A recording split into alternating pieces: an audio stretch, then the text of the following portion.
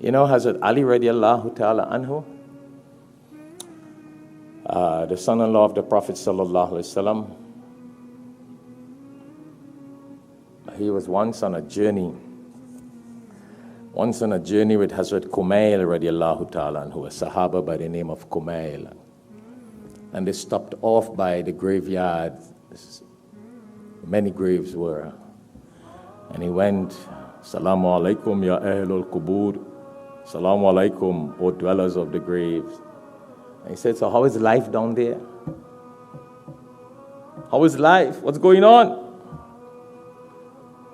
So he turned to Hazrat Kumail radiallahu ta'ala and he said, Kumail, they can't answer me because they've passed away, they can't talk. He said, but before he told him that, he said to the people in the cemetery, he said, well, I will tell you how life is up here. Since you passed away, your children have become orphans.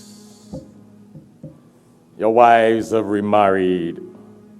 Your property has been distributed. The property you died for 27, what do you call it? 724, 24/7. See, all that has been distributed. That's what I could tell you going on up here. Then he told Hazrat Kumail radiallahu ta'ala who was with him. He said, if they could have spoken, do you know what they would have told me?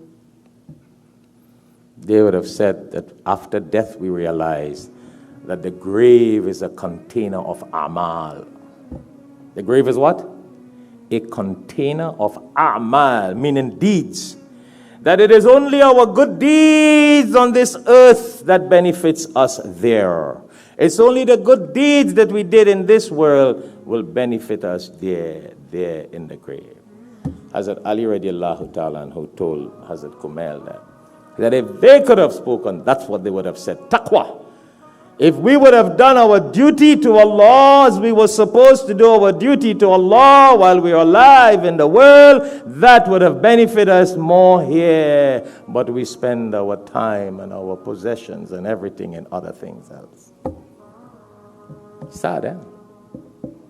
That's why the Prophet ﷺ tells us, my brothers and sisters, he says, when a person passes away and the person is taken to the grave, three things follow him. You hear this all the time. I'm only reminding myself and reminding you. It's just a reminder. Again, for those of you who have just came, we have a janazah after Salah. So I'm reminding myself and you a little bit about death. Because it's a janazah. You know, if we go to a nikah ceremony, we'll talk about marriage. If it's Eid, we'll talk about Eid. So you got a janazah after, so we remind ourselves. That's why the Prophet ﷺ says, when a person passes away and the body is taken to the cemetery, the grave, three things accompany that person. The person's wealth, meaning whatever the person had in the world. If the person was a big boss in a company, well, all the workers will go. Yeah, all the workers will go. That's his wealth. Whatever money he would have had would be spent to have whatever kind of funeral it is. He might have a lake view grave. You know, some people ask for lake view as though they will get up and see the water. The wealth might be part of it. The family members will go. Friends, family will go with the person to the grave. Isn't that so? And the Prophet ﷺ says, the third thing that goes with that person is the amal, the good deeds that the person did in this world. And when the person is buried, the two things come back.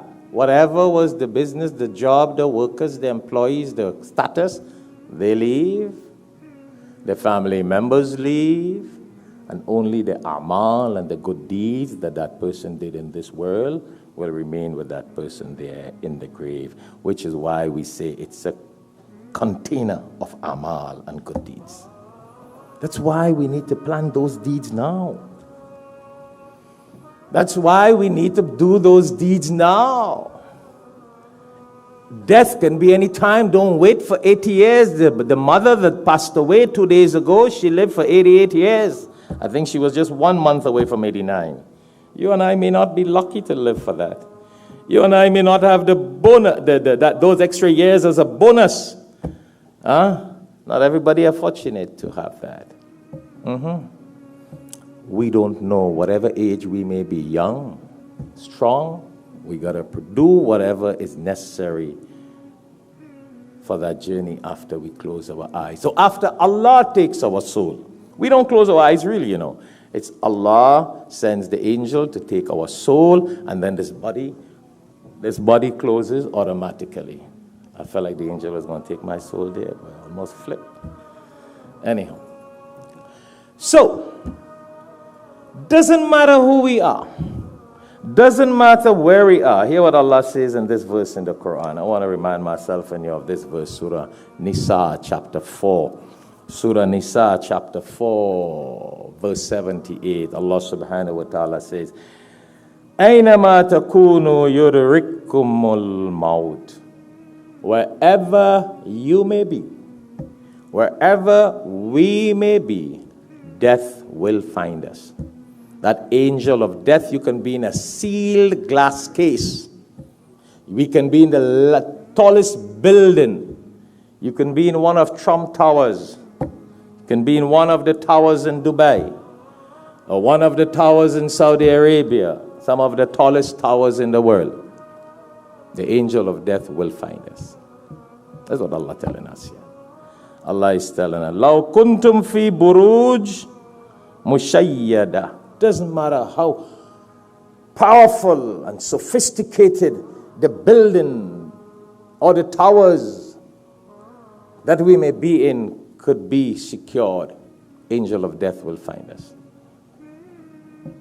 Chapter 4, verse 78. Brothers and sisters, we need to go home and ponder on these verses. So some of us in our little gated community here, where even thieves get in America, little sophisticated gated communities, we think, well, relatives and friends can't find us. Thieves find us. That's why you still have alarm system. Yeah? So you don't think angel of death will find us? In these little 2x2 security system we think we have here? So we got to be prepared, my brothers and sisters. And I'll come.